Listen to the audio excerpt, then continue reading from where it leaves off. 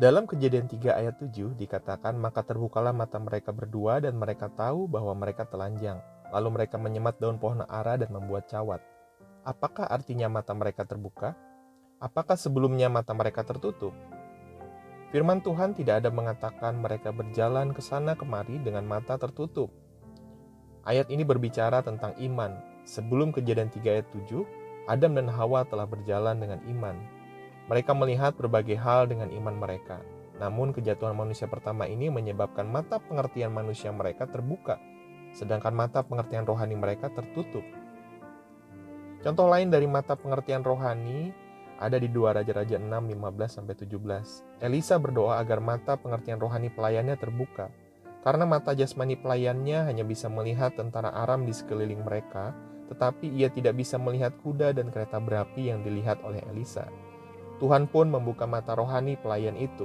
Ketika matanya terbuka, ia melihat dalam alam roh.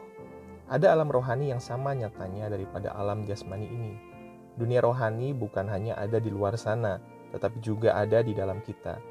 Alam roh ini adalah diri kita yang sesungguhnya. Kita adalah roh yang memiliki jiwa dan hidup di dalam tubuh. Roh adalah bagian dari kita yang memberi kehidupan. Dalam Kejadian 2 ayat 7, Tuhan menciptakan Adam dengan menghembuskan nafas kehidupan ke dalam dia. Kejadian 2 ayat 7, ketika itulah Tuhan Allah membentuk manusia itu dari debu tanah dan menghembuskan nafas hidup ke dalam hidungnya. Demikianlah manusia itu menjadi makhluk yang hidup.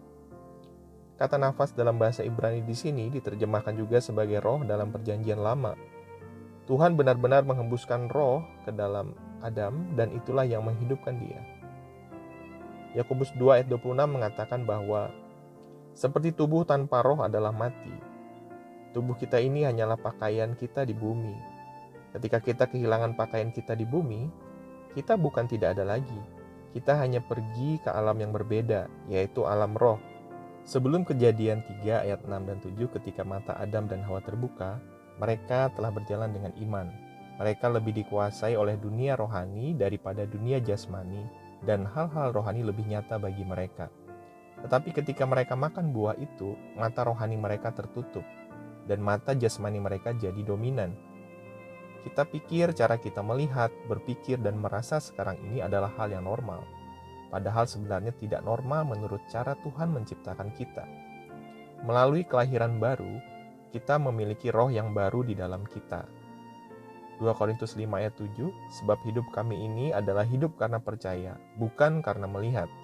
Sebagai orang percaya perjanjian baru, kita harusnya seperti Adam dan Hawa pada mulanya, hidup karena percaya, bukan karena melihat, di mana dunia roh lebih nyata bagi kita daripada dunia fisik yang nyata.